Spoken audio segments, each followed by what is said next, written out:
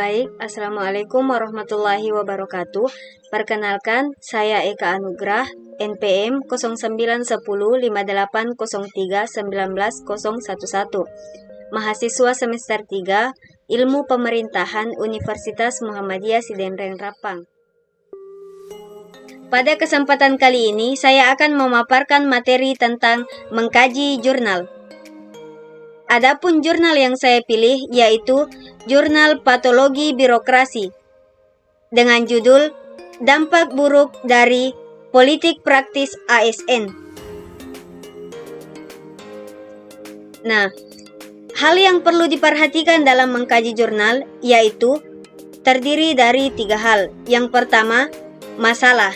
Yang kedua, teori. Dan yang ketiga, hasil.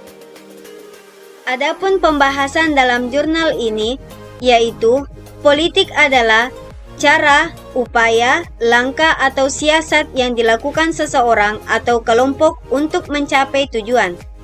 Politik praktis adalah upaya yang dilakukan organisasi politik dalam rangka menyusun kekuatan politik dan menggunakan kekuatan.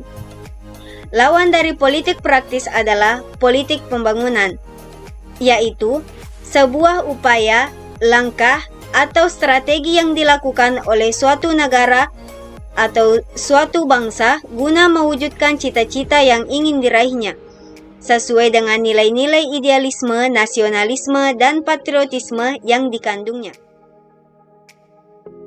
Adapun tujuan dari politik praktis adalah untuk memegang kekuasaan negara atau untuk mendapat kedudukan di dalam kekuasaan negara. Politik praktis sangat berbahaya karena menghalalkan segala cara untuk menjegal taktik dan strategi lawan politik. Hal tersebut banyak terjadi saat ini. Nah, hendaknya berpolitik kebangsaan dengan sehat agar demokrasi juga berjalan dengan sehat. Nah, keterlibatan aparatur sipil negara atau ASN dalam politik praktis tentunya karena ASN dianggap sebagai cara yang paling mudah untuk memengaruhi masyarakat. Posisi ASN cukup strategis dan dipandang di masyarakat tentunya akan memudahkan calon dalam meraih dukungan dan berharap besar dalam pilkada. Ketidaknetralan ASN tentu menjadi sorotan di tengah harapan masyarakat agar ASN mampu menjadi pilar contoh jalannya demokratisasi jujur dan adil. Hal ini sejalan dengan harapan dari Undang-Undang Aparatur Sipil Negara atau Undang-Undang ASN Nomor 5 Tahun 2014. Akan tetapi, masih banyak ASN yang melanggar dari undang-undang yang telah ditetapkan sebelumnya.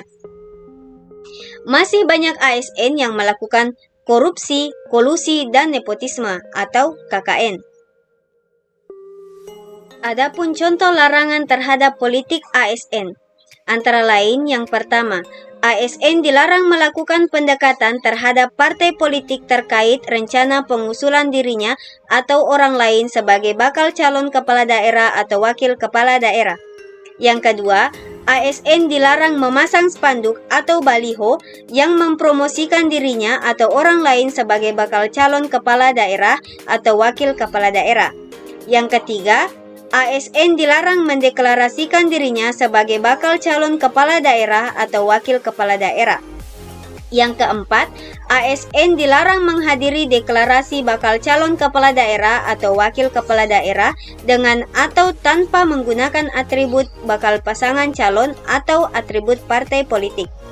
Yang kelima, ASN dilarang mengunggah, menanggapi, atau menyebarluaskan gambar atau foto bakal calon atau bakal pasangan calon kepala daerah melalui media online maupun media sosial. Adapun dampak negatif politik praktis ASN dalam birokrasi antara lain, yang pertama, jalannya demokratisasi negara Indonesia menjadi tidak jujur dan tidak adil.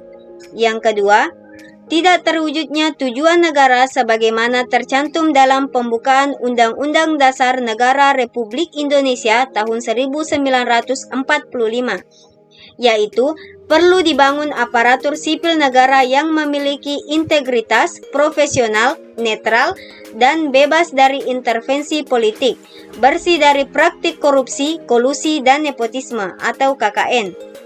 Yang ketiga, ASN yang melanggar yaitu adanya sanksi yang diberikan sehingga akan menghabiskan karir ASN yang ditempuh. Untuk itulah pemerintah mengatur segala keterkaitan ASN yang diatur dalam Undang-Undang ASN untuk memagari ASN dari permainan politik praktis yang bisa mengakibatkan dampak-dampak negatif.